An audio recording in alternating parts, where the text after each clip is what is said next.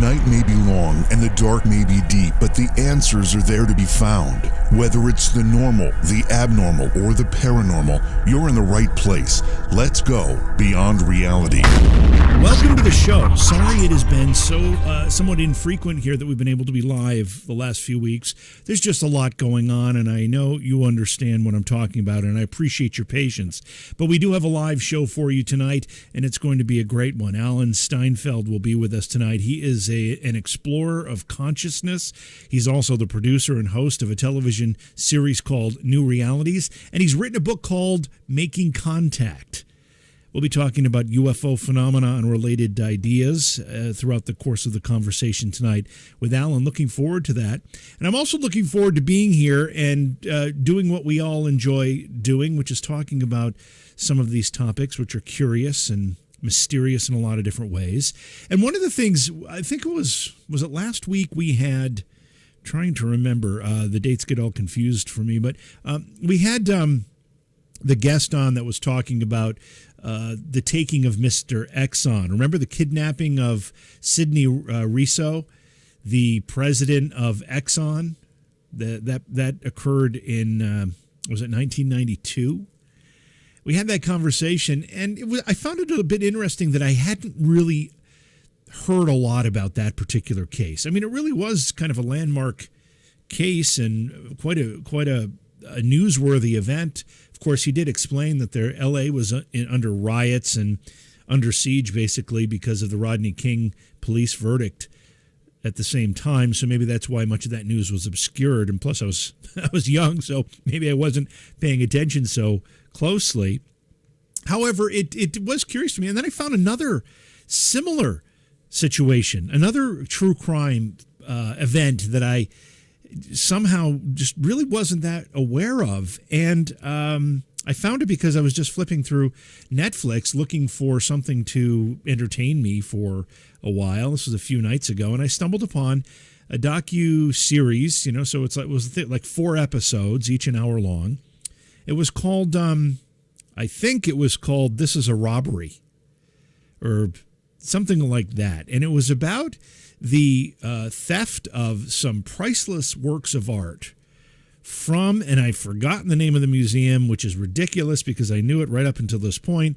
But it was a kind of an obscure museum which had an amazing collection of art in Boston.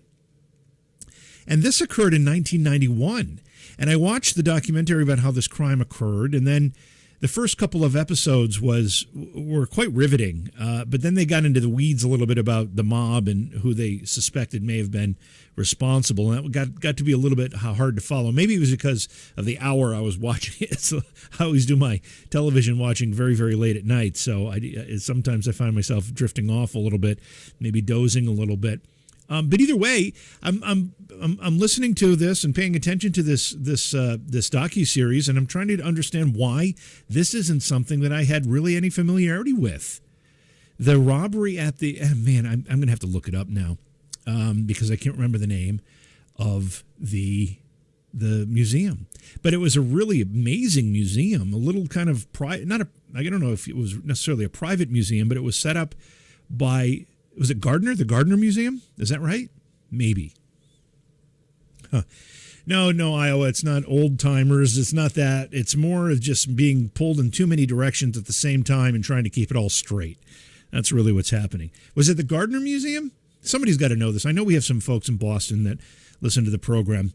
And it was in 1991, and $200 million worth of priceless, I say priceless, but obviously it does have a value, artwork was stolen in the course of 81 minutes it was actually March 18th, I think, 1991, and it was the night of St. Patrick's Day. So much of Boston was busy celebrating St. Patrick's Day. But what a really, really fascinating story. If you don't know what I'm talking about, you haven't heard it, which is kind of the position I was in, I recommend you find this on Netflix and watch it. Again, I think it was called This Is a Robbery, or I think it was This Is a Robbery. I'm not sure. I really should have written all this down And that way I would have had detailed and accurate information when I started to tell the story to you. But I do recommend it. It was, like I said, it gets a little lengthy and a little too much into the weeds in the last couple of episodes. The Gardner Museum, yeah. So, but for the first 2 episodes, it's really fascinating in how these guys got away with it. And there's so many questions that the documentary leaves unanswered, plus the fact that they still don't know where this artwork is 30 years later. And these aren't the types of things that somebody buys at a garage sale and pulls off a velvet Elvis painting and finds a Rembrandt underneath. It's just not that kind of. This is the world class artwork, and they speculate that maybe they're hanging in some wealthy oil baron sheikh's house in Saudi Arabia or something. I don't know. But again, I recommend it very, very highly. It was very interesting. So we're going to go to break here. When we come back, we'll bring in our guest, Alan Steinfeld. We'll talk about UFOs tonight and some related topics. I do want to quickly remind you, though, that the other show that I'm doing, which is live Monday, Wednesday, and Friday nights, we talk about politics on that show. That show has been moved to 10 p.m. It was originally airing at 9 p.m. Eastern. Now it's 10 p.m. Eastern. And again, you can find it on YouTube, and the channel is called The Independence Gang. The Independence Gang. And we're having a lot of fun doing the program, and we think we're doing some kind of a public service. At least we hope some people feel that we are, because it's therapeutic for us. I know that. Anyway, all right, we'll go to break. We'll get Alan on the line here. We'll begin this conversation about UFOs tonight. It's Beyond Reality. Oh yeah, please subscribe to the YouTube channel. Please subscribe to the Twitch channel. And find us on Facebook, all that stuff. Please do it all. We appreciate it. Thank you very much. Hey, it's JV here. You know I've asked for your support in the past, and I'm going to do it again because it's really, really important. And there are a couple of ways you can support the show, and it's so inexpensive. Now, you can go to Patreon, and you can become a Patreon supporter, and we really, really encourage that. But there's also another way. If you look at the description of the podcast, if you're a podcast listener, and you scroll down to the bottom, there's a way to support the show directly through the podcast app. And it's only 99 cents a month. It's less than $1. You probably have that change in your couch right now. That $1 a month, less than $1, goes a long way in helping us produce this program, provide great interviews for you during the course of the week. I thank you in advance because the support is so important to the program. Welcome back to the program. Speaking of moon dance, anybody check out the pink moon? I think that's what it was called, the super moon. I think it was last night. Up in upstate New York, we don't ever get to see any of that stuff because we have cloud cover 99.875% of the time. That is a scientific number. We really do have cloud cover all of that time. Apparently, there's going to be another supermoon in May. This is a particularly spectacular sight if you get to see it. The moon is closer to the Earth than it normally is, and it just appears much larger. So take advantage of that if you can. Tonight, we're going to be talking with Alan Steinfeld. He is an explorer of consciousness, also producer and host of the New Realities television series. Alan, welcome to Beyond Reality. It's great to have you with us tonight. Well, thank you. I used to live in upstate New York. I know what you mean. But, Alan, where did you live? Where did you live in upstate? Well, I went to school in Buffalo, which is an awful place, not to offend anybody. But I'm from New York City and around, so I did need to get out, go to the Adirondacks sometimes. All those upstate towns are kind of strange. Rochester, Syracuse, right? They're all... Where are you? I am in Cooperstown, New York. Cooperstown. Oh, Baseball Hall of Fame, right? That's correct, yes. Yep. I guess, is that why you're there? No, I am not. I'm here. I actually grew up in Oneonta, which is about 30 miles from here, and I bought a place here in Cooperstown about, I don't know, gosh, it's now been 15 years ago or so. And I wonder why every once in a while. I mean, we have a few nice days a year, but the rest of the time it's cold, rainy, and cloudy, and a little bit depressing. So I have to rethink it occasionally. Right. That's why I'm in Sedona right now. Because it's the mecca of weirdness, and strange going-ons. Yes. Yeah. So, what should we talk about? Well, we're going to talk about a bunch of things. I want to learn a little bit more about you and how you got to develop such an interest in these topics that we'll be talking about tonight. How'd that happen for you? Well, yeah, my program's called New Realities. And when I got to New York after I finished school in Buffalo in like the early 80s, I started taking photographs. And I always heard that two things cannot occupy the same place at the same time. But in photography, maybe it's because I didn't have enough money to buy more film. I used to roll back the film after I shot a whole roll and get another set of images, and two things would appear in the same place at the same time. It was like these other level of reality would happen. The two would merge to form a third reality. So I started to tune into what is the nature of reality? What are we seeing? Are there overlapping dimensions right here? But it really came through the visual medium, and I started to then going in from photography into video and doing interviews and talking to people who were thinking differently. You know, of course, I met the great minds, people like Terence McKenna. Did you ever meet Terence? He was quite out there. No, I didn't have that opportunity.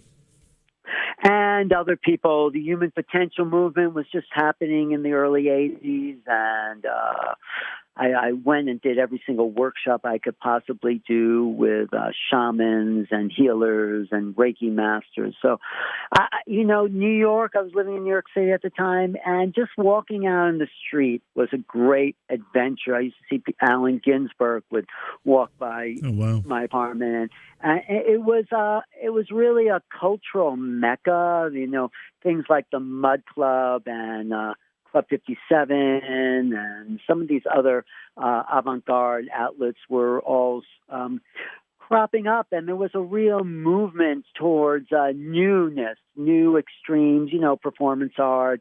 I used to see, what's his name, Keith Haring, drawing his drawings on the subway. he comes up to me, you know who he is, right? He says, take a picture of me. He says, take a picture of me. I'm going to be famous. I say, you're not going to be famous. You're just drawing on the subway. Of course, that drawing is probably worth $5 million now that he did. So what did I know? But I was just exploring possibilities. I met this guy named Harry Smith. You know Harry Smith? He was quite a kind of... I know the Harry Smith that ended up on television. Probably not the same one. Maybe not. He used to collect... he was the first early animator. He was a kind of occultist, and he was part of the whole beat scene, and he was a music ethnocologist. He influenced people like Bob Dylan and Woody Guthrie and some of that. So he was kind of a character, and there were lots of characters out there I just wanted to photograph, and they were a doorway. Actually, the transvestites that used to dance at, where was that, the Pyramid Club, they were very strange. You would think they were men and they were women, but they were really men. And this whole mixing, of course, that's normal now, so no one makes. But in the 80s, it's like, what's going on here? And it's like the whole vibe of downtown New York was kind of exciting. It was different. It was an exploration. I never knew what was going to happen each day. I would leave my apartment because I had pretty cheap rent and just go out in the street and explore reality. And it was always something unusual and strange. So it was very satisfying, the art scene there. And then from the arts, I got into more of the metaphysical. And I saw 1981, there was a kind of movement towards spirituality. And I didn't really want a guru. I didn't want to follow people around or look at their picture. But I thought there had to be some kind of spirituality that didn't involve that. But then someone told me about this channel, this 35,000-year-old warrior that would come through this housewife and from Tacoma, Washington. Do you know who I mean? This was the Ramtha days. You know, Ramtha, the Enlightenment. Have you heard of that channel? Yeah, of course. Ramtha? Sure, yes. Mm-hmm.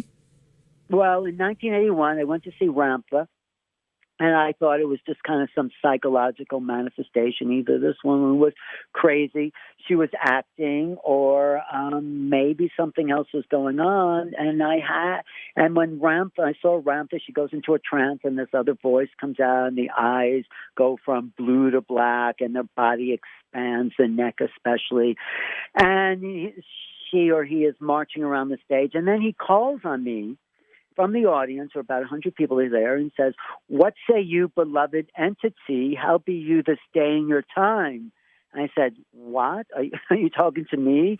And then I had sort of a psychedelic experience. The kind of room sort of got a little misty, and I felt like, I don't know, a kind of altered state just by this contact. And it's like, that was an awakening. I said, wow. I mean, at that point, I knew there was more to reality than what I had been shown or told or educated or even seen on the streets of New York. There was another level that I was exposed to, maybe a metaphysical, paranormal, whatever you want to call that. But then I knew that was real. I knew it wasn't just a manifestation of the psychology of the mind or a kind of an escape that people look towards. I knew there was something more to me and to other people, and that began this old journey of awakening that I've been on ever since. So that's sort of the beginning. A couple questions. One, the Ramtha experience you had. Now, if I remember correctly, I've had somebody, or maybe even more than one person on the show.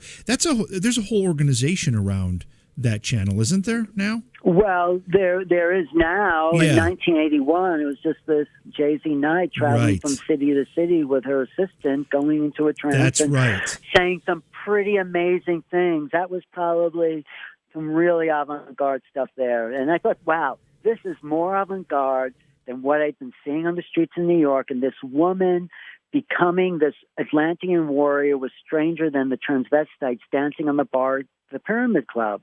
So that was like my conversion there, you know? Alan, I've got to ask, I don't mean to sound ignorant here, but I'm just trying to put things into place. Would I have had Jay-Z Knight on my program within the last few years? You might have. I think I did. She's still channeling, and it's still great information. Yeah. I was with that organization. Well, not the organization, but I would go to these classes or schools or dialogues for 20 years as a kind of framework or a kind of a basic understanding of whatever spirituality is. I'm still trying to figure that out. But yes, you probably did have her on your show. Yeah. Why not? She probably became the most well-known channel. I know channeling is like a popular pastime now in America, but she was really, after Jane Roberts, she was one of the first, you know? Yeah, I'm almost certain now that I did have Jay-Z on the program before, so it's all making sense now. I want to take you back to the days that you were describing in New York. It sounds like it was an incubator for some real creativity and some real thought-provoking stuff. Do you, in your estimation, does that exist anywhere now in a city in the United States or anywhere in the world for that matter? You know, I think the 80s that was the early 80s, and New York was kind of coming out of a slump, and there were all these. I mean, I was paying $95 a month for my apartment. You definitely can't find that anywhere now. And it was kind of like a renaissance of sorts. And I don't know. I mean, I was just reading an article today by Daniel Pinchbeck. He said, is art completely dead? I mean, like everyone locked into their apartment watching pre-made films. Is anyone even making art anymore? Well, of course they are. But what art and creativity was then was really new, was exciting. I'm sure it's happening in different ways now. People always see it after, but I don't think it's happening the internet and everything that's come with good and bad has replaced like hanging out, doing performance. Yeah. It's a different time now. So I think you're right. It may exist in like, I don't know, China or like some like, I don't know, developing world or something, but I don't think it is. Yeah, you're right about the internet is a bit of a time vacuum for a lot of people. Yeah. It sucks energy out of us all that we might be using for creative purposes if we had some idle time to do that with. Right. I mean, there is some creativity happening. I mean, Clubhouse is doing some amazing new stuff actually having intelligent conversations, which you don't see like on Facebook looking at cat videos, right? So, so there's stuff happening, but in different ways. And it's like we're always kind of pushing the envelope of the unknown. But I do think, getting back to the subject at hand, the avant-garde is the UFO scene that's unfolding right in front of us. So you had an amazing bit of experiences as you were kind of coming of age there in New York, and then you had this channel experience, and you started to question reality and the things that we've all been taught. I mean, these things that we're kind of, and I don't know if we're being intentionally guided in a direction or just people don't know any better. What do you think? Do you think it's that, we're being kind of taught to be closed-minded about a lot of things? Well, I think that's part of the programming, and it's always like, people, I call it horse and buggy thinking. Who wants a car that makes noise and has to run on gas when you have a nice horse and buggy?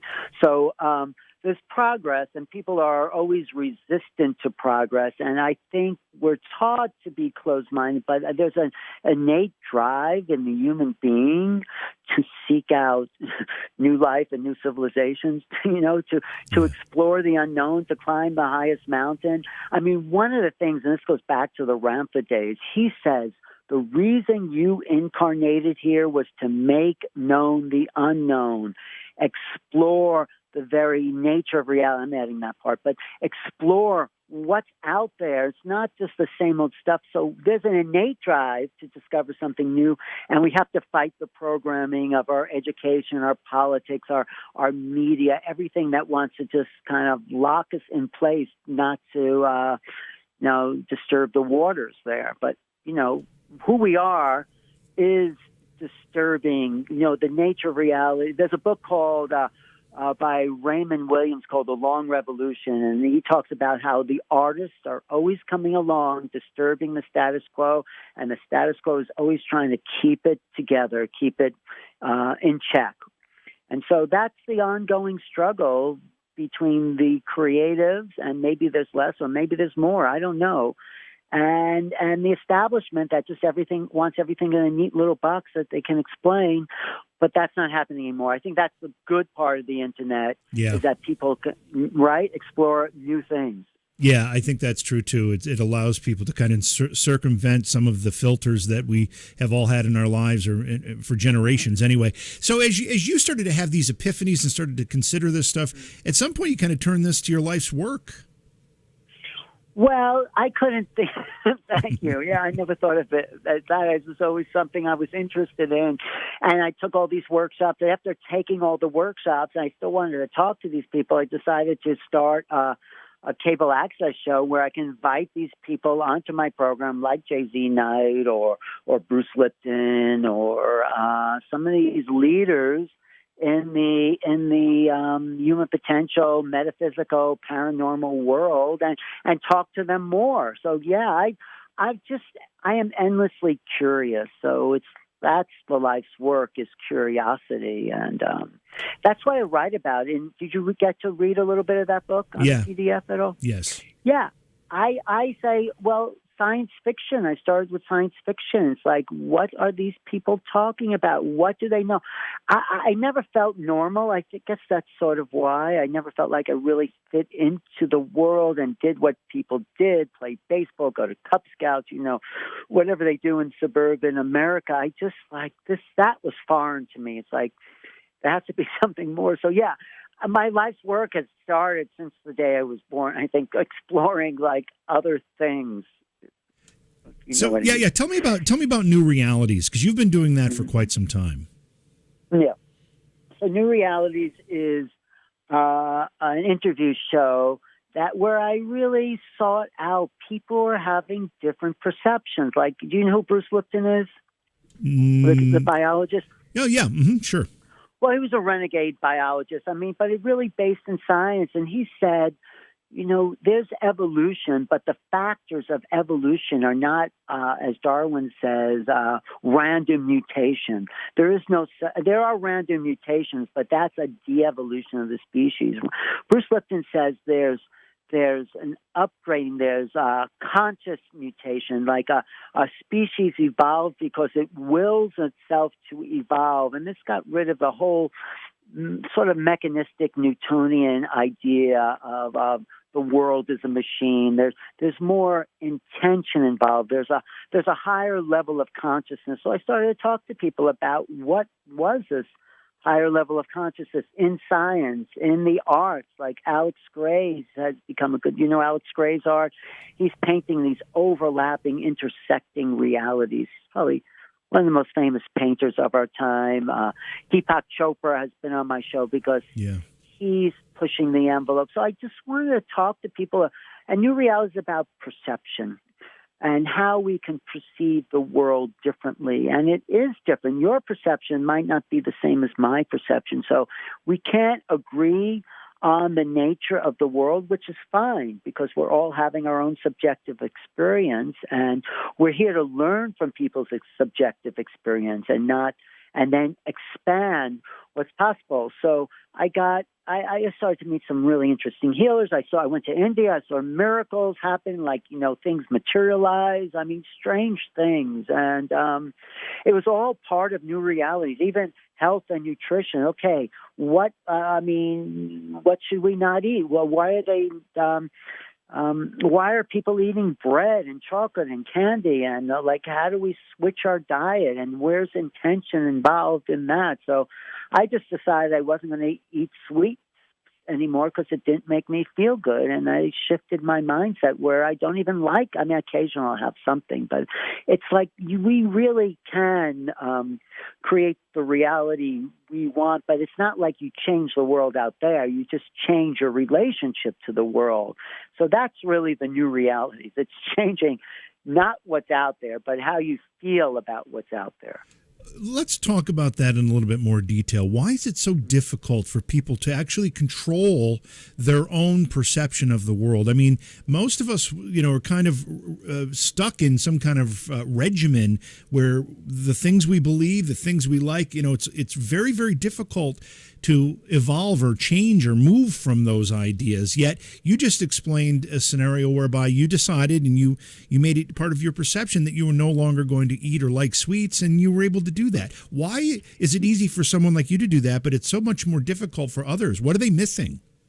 Well, they're missing a creative, I think everyone has it. I don't think if you are born and someone tells you the world is this, that's a door, that's a ceiling, that's a floor, and then we just crave learning things as a child, but then we start to believe what people tell us, and if we don't, if we're not made aware of it, it tends to be outside our view of perception. If someone tells you this is what you're supposed to do and that's how you're supposed to behave, and as a child we just soak it up and we believe it. Like when I do my lectures, I show this film, which was a Harvard psychology cognitive experiment where I tell people to, I'm sure you've heard of it, count the passes. There's just a basketball game, and the ball's being passed. There's a team in white shirts, a team in black shirts. I say, count the balls passes between the team and let's say the white shirts, and then people are counting and they're very focused. And in the middle of that scene, there's a guy in a gorilla suit walking across the basketball court. And I say at the end of the film, okay, how many passes? And people say 15 or whatever. And I said, do you see anything else unusual? Most people say no. I said, did you see the man in the gorilla suit? I would say 90% of the people do not see it because I didn't tell them to look for it. They were so focused on the reality that I told them to look for it and then I show them the video again. I say, don't count, just watch it. And there was one woman who came up and said, I don't think that's the same video. It's like, it's like just because no one told you to look there, you weren't looking for it, and it's right there. It's on YouTube, that video, the guy in the gorilla suit or whatever you want to call it. And it's like we were not told that there's other levels of reality. It's interesting. The people who are more creative tend to see the guy in the gorilla suit. They have more of an imagination. They don't always do what people tell them to do. They're outside the system. Those are the people that notice it. Wow. Hello? Yeah. No, it's a curious phenomena, and I'm one of those people that I don't know if this is the right way to describe it, but I'm numbers and figures and logic, and I don't have the creative eye, if you will. So I'm probably one of the people who would have counted the passes and not seen the gorilla. I would have to bet I was in that camp. I'm sure you would, because people who are very linearly trained are tend to do what they're told. But there is a creative part of you. I think just doing the show and your expression, the reason you're doing this show is a part of your creativity, how you explore the nature of reality. Don't you think so? I have to assume, again, I take it all from a very logical standpoint, even though many of the topics we talk about on the show aren't particularly logical. So I'm not sure. I do play music, though. I'm a musician, and I play a lot of music. So I'd have to say at least I have that going for me. But, logic is on its way out, because what they're finding in quantum physics, have you done shows on quantum physics? Yeah, we sure have, yeah. Right. There is not the logic to quantum physics that there is to linear Newtonian science. There's something else going on. It's the observer effect. The observer influences the reality that it seems. And of course, Richard Feynman, one of the leaders of quantum physics, said, if you think you understand quantum physics, you don't. You have no idea what you're talking about. No one understands it. So we are shifting from these linear number type ways of understanding reality to a more abstract way of understanding it. And this was the Einsteinian revolution. It's relative to where you are, right? Yeah. Now, as we kind of transition to talking about the book Making Contact, I want to bring up some of what have been, I guess, headlines recently. There seems to be a lot of activity in our skies, and I want to get your opinion on what we've been hearing. First of all, we're getting a lot of military disclosure, whether it's the military releasing videos or simply admitting that the videos that have been released secretly or however else they were released are actually genuine. What do you think of all that? Well, I think we are reaching a breaking point, finally,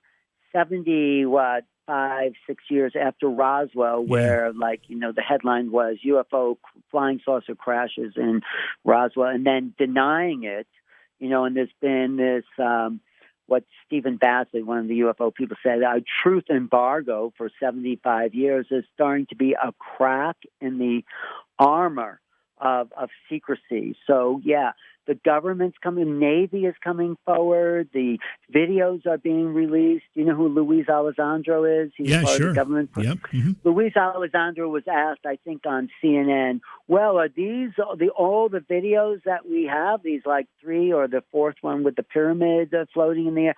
And he practically burst out laughing, saying, no, these are the least compelling.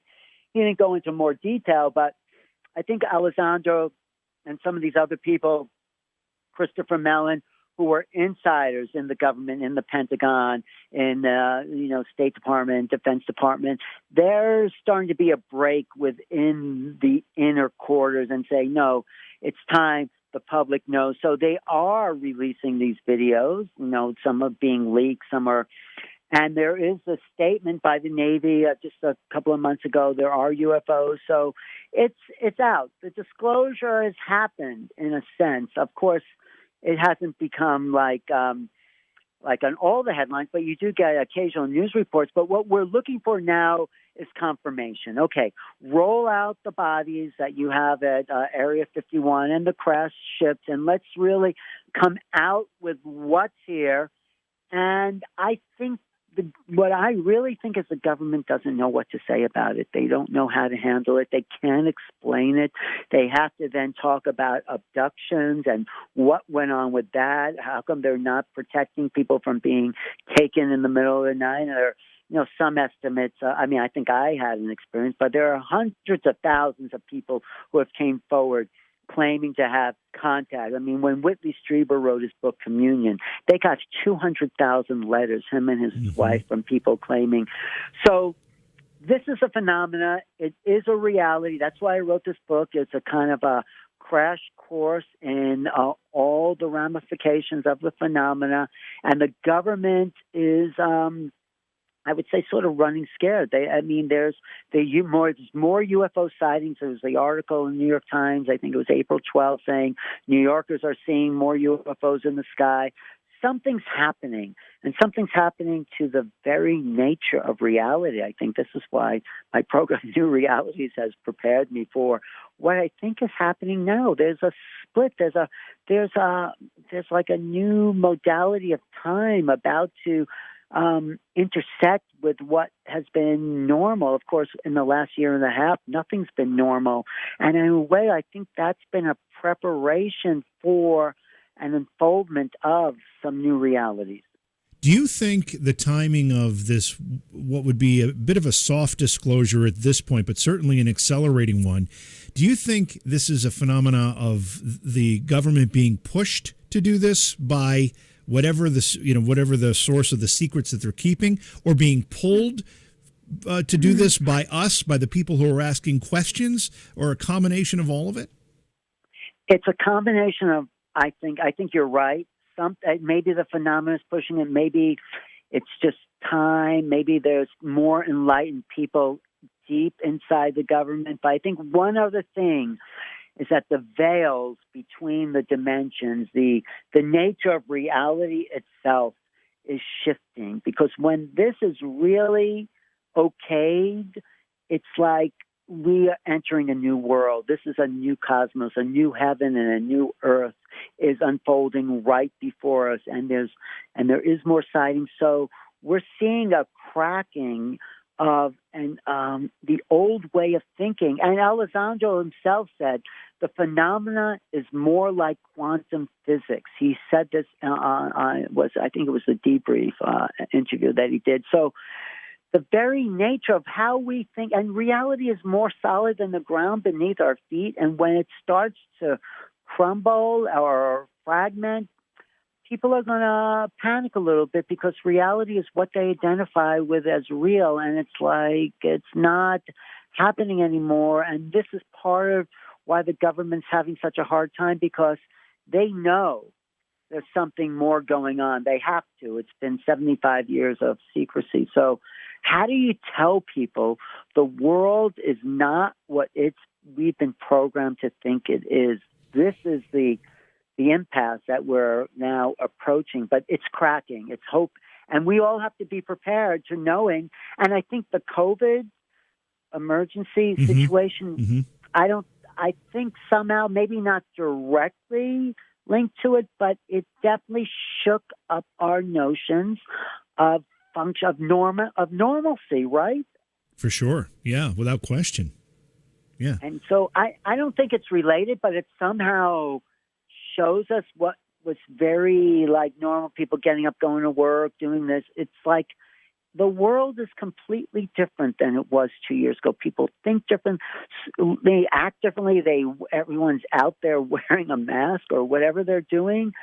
And I think the UFO situation, when that really becomes known and maybe becomes even part of our reality, that might shake people up even more. But this is a step towards that indirectly. And, obviously who's ever visiting us is not filling up their gas tank to get here, right? So there's other technologies and the corporate structures that, have us, feeding our gas tank, all that thing, that's about to shift too. And I think that's a bigger threat than all the other situations about UFOs that we're seeing. I want to ask you about another headline recently that I haven't done any follow-up on. Maybe you have more information, but there was reports and video of a pyramid-shaped type craft caught. Do we know any more about that? Have you found anything? Well, I know Jeremy Corbell and George Knapp. I think they're the ones who leaked that to the press, and I think they must have gotten it from insiders they know. No, but there have been other pyramid-shaped objects. There was one over the Pentagon about maybe 5 years ago. There was one seen in Moscow. So that might, it seems, I talked to Grant Cameron, he's a chapter in the book. He says it seems like, they keep upgrading their craft, like in the 1890s, when the phenomena first began, people saw these like wooden type boats in the sky. And then they saw these round circular things in the 50s and 60s and 70s. And then they saw these triangular ships over Phoenix, the Phoenix Lights. And now maybe this is just their newest model of spacecraft. I don't know. There's some sacred geometries involved in the pyramid structure. There's something called the tetrahedron, which is like a great platonic shape for holding energy. So maybe we're being upgraded that way. I don't know if there is any more to know about than just what's been seen. Do you think we're being prepared, whether it's intentionally or unintentionally, for something big to happen? Do you think there's going to be something monumental within the next, I don't know, within our lifetimes anyway? Well, I think that might be possible, but I think it's becoming a one-on-one sort of situation. More people I know are having sightings. I'm in Sedona, where everyone's like seeing a UFO here, but I think it's a one-on-one thing. I mean, do we think we'll have some grand mass sighting? Well, they happened in Phoenix in 1997, and of course the governor came out first saying, no, it was just a joke. But we are being prepared slowly. So I think the only way this is really going to have an impact on people is if they're coming and going, appearing and disappearing. And so people are not shocked. We're getting used to it now with the headlines in the paper. I think it's a slow rollout. It's a slow leaking on the side of the phenomena and the side of the government. Are they working together? They might be, but it's like there's the offense and defense, but they're really on the same side. And we're the spectators, although there are no spectators in this sport. So I don't think it's going to be one big bam, they're here like, whatever that was, Independence Day. But I do think over the next 20 years or more people will start to make it part of their reality. So when they finally do show up in whatever number, it's not going to be a big deal. So that's my idea of what may be unfolding. When we talk about the government's involvement in this and their effort to disclose, and without making this overtly political, do you see any difference in political parties as it relates to the anxiousness or willingness to offer disclosure or any other information? Mm.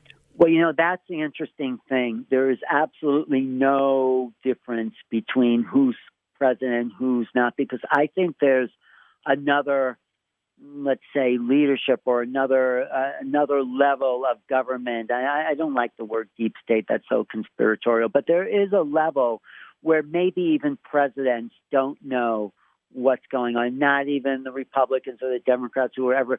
There's another level controlling all this, controlling the information. So, no, I think you get the same response from Obama that you get from Donald Trump, like, oh, yeah, maybe there's something there. I can't tell you, but there is, maybe. And so there's something, I don't know who's pulling the strings. I mean, did you see the movie Phenomena? Yeah. That came out?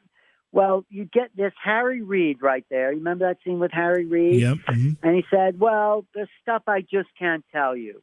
It's like, dude, that was the most momentous moment in the movie. And it's like, what do you mean? What is it that you right. Why are you special? We elected you. Why are you saying this? Who do you think you are? Why can't we know? And this is... So it's coming down to people coming forward and saying, I had this experience, this is what happened to me. And that's what more people need to talk about this. This is why John Mack was such an important, pivotal figure in this movement. You know who he is, right? Yep. Mm-hmm. Harvard psychiatrist, yep. And the head of the Harvard psychiatry department, saying these people are not crazy. They are having a legitimate experience. Let's believe them. When someone tells you this happened to them, you could deny their reality, even though it's not yours, or you can say, maybe you're right, and it just isn't my reality. So this is what we have. We need more acceptance. There's not many people I met who are just telling people there for sensational reasons. There are people I've met who are telling me about their contact experience and even I didn't really want to tell people. I thought, I didn't think I was crazy, but it's like, what level of reality are we existing in? Yeah. But something is happening to people.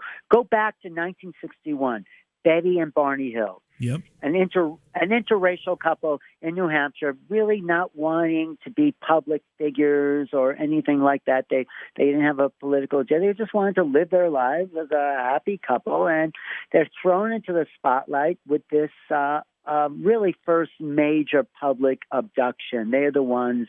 And I read about this in 1966 in Look magazine. It's like, wow, I knew something was real about this, and these people, just very regular, nice, ordinary people. He was like, I don't know, and she was a social worker, and he was something, and they had this very bizarre experience that I don't think many people could deny that really happens. Even the hypnotherapist, Benjamin Simon, who worked with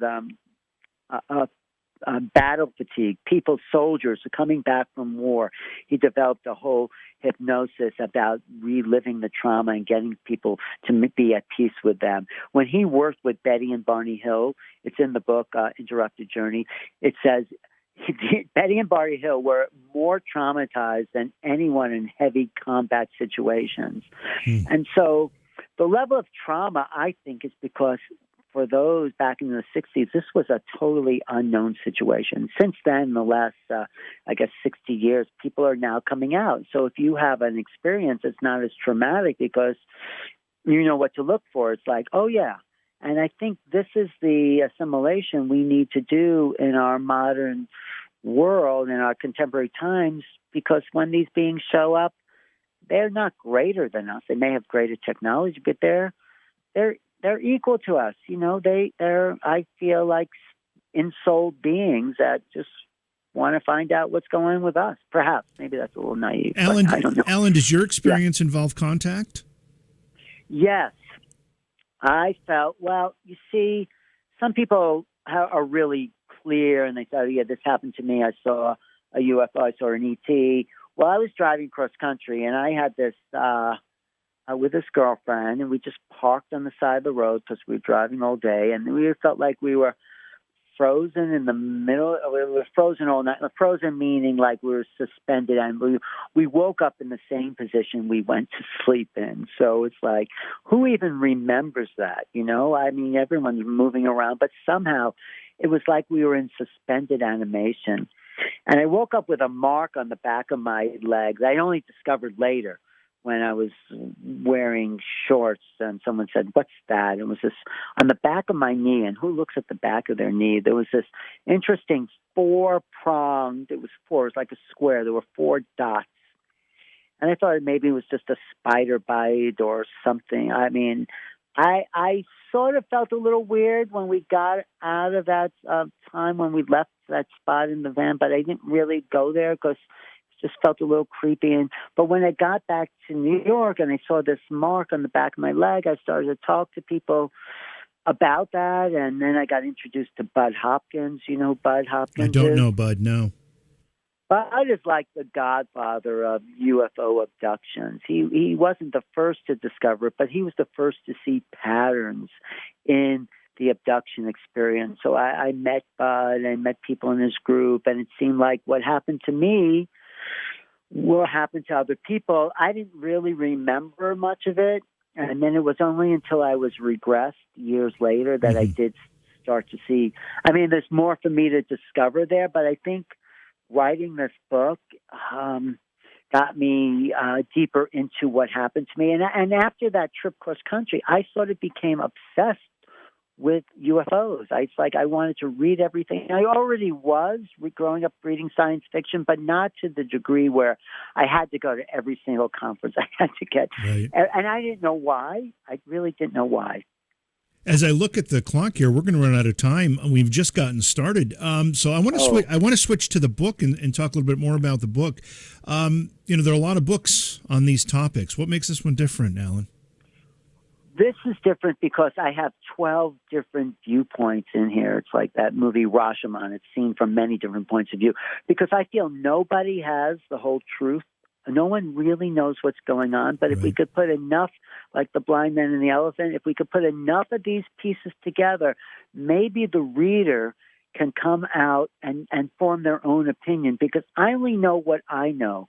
And I interview people I consider the experts in the field, people who put 40, 50, 60 years of their life into trying to discover what's going on. So I break it down to 4 categories. We have the investigators that just look at the hardware, the government side of it. These are people like Nick Pope, Grant Cameron. Then we have the researchers who are dealing more with the phenomenon and its effect on people, Linda Moulton Howe and John Mack, like who I mentioned. And John Mack, he's no longer with us, but I asked his estate to give me this unpublished essay, and this is the first time in a long time that some of John Mack's writing has been published. And then I have the experiencers. I break the experiencers down into 2 categories: the abductees, the people taken maybe against their will or some higher level of agreement, and those what I call contactees, who are consciously meeting the phenomena. People like Daryl Anka, who's a channel for Bashar, and Mary Rodwell, who talks to what she calls star seeds, these children coming in with knowledge of this phenomena and messages to give us. And then Carolyn Corey, who's really had face-to-face contact with these beings and somehow merged with these beings. So we get these different viewpoints talking about the overview effect in different terminologies, but there are some consistencies throughout the essays. Like each one talks about telepathy. That seems to be a common theme, no matter if you're an investigator or an experiencer. So there's something to that. And then other factors, like there is more of a paranormal understanding. Isn't this show called Beyond Reality or Paranormal? That's right. That's right. There is a paranormal element. We're not, and this is what the government, again, can't explain. There seems to be synchronicities, strange, even in the reports from the government coming out, there's a distortion in the cognitive awareness of people experiencing this phenomena. So there's a strange warping of reality when you're in contact with this. So this is all laid out in my essay and in other essays, how there's it's more than just visitors. Jacques Vallée, he's not in the book, but he said, if I find out it's just people visiting from another planet, I'd be very disappointed. So there's a weirdness to it. There's people become more psychic. They become more empathic. They become healers after experiencing this phenomenon. Something seems to open in the human psyche after making an encounter. Artists their art becomes more sophisticated. I mean, if you read what happened to the Allagash these 4 guys on a camping trip, they were all in art school. Each of their art after their contact experience, took on another level of sophistication and more abstraction. So there is this level where it's not just visitors, there's a transformation of humanity, and that's the underlying thesis of the book, that is happening as we approach the reality of this phenomena. So maybe I'll ask your opinion, but maybe you can also share if you got any opinion from any of the folks that you worked with in the creation of the book. But what is this intersection between consciousness and this phenomena? Are we suggesting that the phenomena itself is some type of interdimensional phenomena versus, as you put it, as other than maybe just visitors from another planet? Is that what we're suggesting here? That is what I'm suggesting, and not just suggesting, I'm actually saying this is what I think is going on. This is what other people like John Mack and Daryl Anka, who has this psychic communication with this extraterrestrial Bashar. There's some, as we understand consciousness a little more, as that becomes more of a pop word for our culture, there is a psychic consciousness linkage to these beings. There's an expansion. More people are becoming psychic. I teach remote viewing, and it seems like it's easier for people to remote view. I mean, there's something about consciousness and this phenomena that is making us more aware accessible to other realms of reality, to the paranormal, which is not really paranormal. It's just another level of consciousness. So you're right. There is a link. It's not just interdimensional.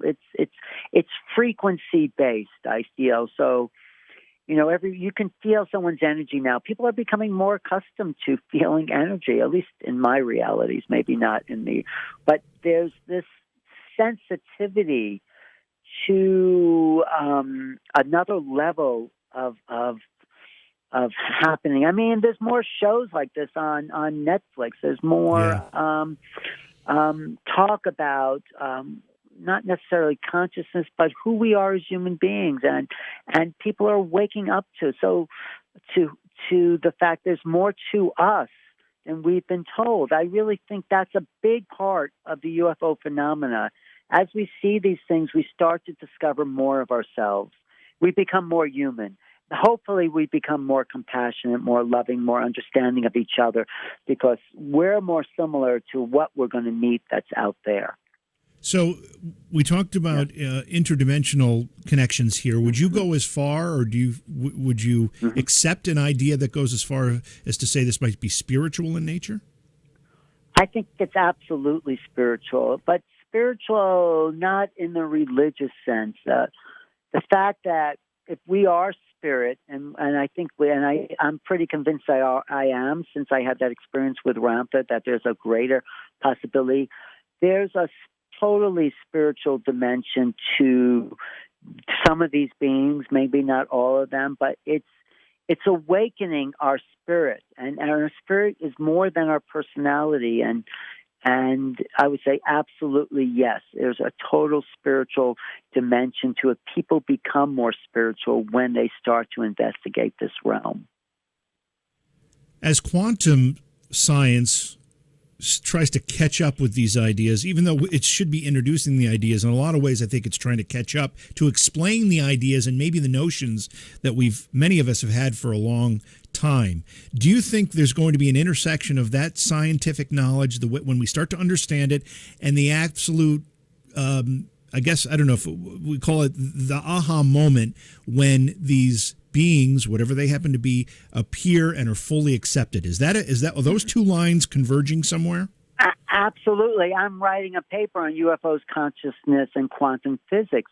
Quantum physics is the key to understanding this phenomena, because these things, whatever they are not concretized in our reality. They exist in a more apprehensive level. So when you comprehend something, when you say something, this is it, then you've collapsed the wave function, as they say in quantum physics. You know what that means? Collapsing the wave function, when you have a result of something and you say, this is it, like the double slit experiment, when there's an observer, the beams of light look like particles. When there's no observer at the moment, they are waves. So when you see something and you say, this is it, the wave function collapses in quantum physics, and you say, this is it. But in quantum world, everything exists in superposition. So let's take a roll of dice. If you're rolling the dice and it lands, then you've collapsed the wave function, and that's the result. But if you're rolling the dice, all possibilities exist as in superposition. There's 36 possibilities when you're rolling a pair of dice. And quantum computing exists and calculates the probabilities, the superpositions of things, not the results. So what I'm saying is we need to think in less comprehensive ways and more abstractly. We need to apprehend the phenomena, because the phenomena, according to what I've seen, exists in these realms that are not concretized. It's much more vague. We need to think with more of the right side of our brain that lives in this world of probabilities and imagination. But it's not imaginative. It's just it's apprehension versus comprehension. When you comprehend, you say, oh, this is it. When you apprehend, you say there's many possibilities. Like when you're standing in front of a tree, if you call it a tree and you think you know what it is, you're missing the incredible phenomena that tree really is. So instead of thinking in boxes, let's take all our concepts out of the box and live in an apprehensive reality. I mean, people use that word because they're afraid, apprehensive, but it really means that there's a cluster of possibilities, a cluster of meaning. There's an abstraction. This phenomenon, I've heard this abductee say, Ryan, what was his name, Bledsoe, saying the ETs talk to us in symbols. There's a symbolic nature to this overlay of consciousness that's coming in, and we need to start to understand the symbolic nature of reality. And I think these beings or craft are pulling us towards a more abstract level. And when we can function in the quantum world, that's when the leap in knowledge will really take place. How does a phenomenon like telepathy play a part in this? Well, telepathy, when you're getting an impression from someone, and if you've done telepathic exercises, sending and receiving thoughts, you're getting an impression that then becomes a word. But it's the impression, it's the feeling. Feelings, you can put a word onto it, but the words don't describe the feeling. So the sensing goes beyond what our labeling mechanism is, and we need to just be more abstract but more tuned in to our feelings and that sensitivity. So telepathy is really in the chapter in the book by Darryl Anka, empathy. We're empathizing, so we're getting a sense of things instead of labeling, oh, this is it. If you know what I mean. We need to think more abstractly, more symbolically, more intuitively, I think. We have, on this program in particular, talked about other phenomena, even things like, cryptid-type phenomena or even Bigfoot-type things and appearances. And some people believe there's a connection between the UFO phenomena and some of these others. Do you? Yeah. I think Bigfoot, this is just my theory, but I think they've evolved to the next level of interdimensionality. I don't know if anyone's ever said, they're the Neanderthals that some people say were wiped out, but they had bigger brains, and maybe they were able to tap into the parts of their hardware, their brains, that led them into an interdimensional space. And there have been UFO sightings around, supposedly Bigfoot sightings. Right. And so there's an interdimensionality to both of these things. These UFOs can slip in and out of our dimension. They have some kind of technology, or maybe it's just their consciousness. Consciousness is interdimensional itself. We have yet to realize that, and when we do, that's when making contact with Bigfoot, with all this like mystery that exists around us, will start to unfold. We're at the threshold of a new way of thinking. Is this all a physical, for lack of a better way to describe it, evolution of humanity, or maybe even a metaphysical evolution of humanity? Well, I think both of those are really connected. I think we are being upgraded. We are evolving. I think we don't realize it because you don't see your kids grow, but there's a growth spurt towards a lighter frequency, a finer frequency. I think despite all the problems, there are less wars on the planet than there have been. I mean, there's still a lot of awful things going on, but there's a higher vibration going on here to who we are. Just look, I mean, you give a 2-year-old an iPhone, and they know how to use it immediately. Right, you get someone who's 80 years old, they have no idea how to use an iPhone. There's this evolution that is happening, and it's physical on the DNA level. I mean, I don't get into like the whole 12-strand DNA that some people talk about, but there seems to be an upgrading of our intelligence, of our awareness, and a metaphysical, spiritual awakening. I mean, people are a lot more open to that than they ever have been, and why not? Alan, our hour is basically up here. I can't believe that. It went so fast. We just time traveled, right? I think we did. I can't account for the time. Where can people get a hold of making contact? Well, thank you for asking that question. It's on Amazon and on Barnes & Noble. Go to Making Contact, Alan Steinfeld, AlanSteinfeld. It's out May 4th. You can pre-order it right now. Are we live on the radio right now? Yes, we are. Oh, well, thank you, everybody, for listening. But go to Amazon, pre-order it. Let's make this a bestseller, because I think this book is a great introduction to the phenomena, and it is about waking people up, not just to ETs, whatever's out there, but to who we are as human beings. Our human potential comes online when we realize what's really going on, that we're part of a greater picture, a greater humanity, a greater cosmos. More is activated within our psyche, within the metaphysical understanding of who we are. And I think we're coming into really exciting times. It's a really hopeful, optimistic book that the future is brighter than the past. Absolutely. Alan, new. Yes. Go ahead. You finish your thought. No, I was just saying it is an unfoldment of some new reality. So go to Amazon, get Making Contact, Alan Steinfeld. Thank you. Let's make this a bestseller so we can all wake up together. Love that idea. And Alan, thank you for being here. Thank you for doing such a great job of putting these ideas into terms that even people who may not have been exposed to them before can understand them. That takes some work, and I appreciate you doing that for us tonight. What did you get from this conversation? I'm just curious. What was new to you? Because you've done lots of programs on this. I've done, a lot of this stuff I've heard before, but you were able to encapsulate it into a way that connects not just UFO phenomena and interdimensional phenomena and this greater consciousness, this greater awakening that we seem to be on the precipice of. You put it in a nice little package that made it connect better in ways that I hadn't heard before. So I appreciate that. Well, it's all one thing. It's all about us expanding awareness, whether it's eating better or seeing UFOs or having a psychic. I don't know. It seems to be all part of something bigger that's opening up for all of us now. Yeah. Don't you think so? The same thing? I do, and a lot of people are sensing it, and different people will explain it different ways, but they all seem to be talking about the same phenomenon, and that's. So a lot of people are noticing a change, whether it's in progress and it's coming.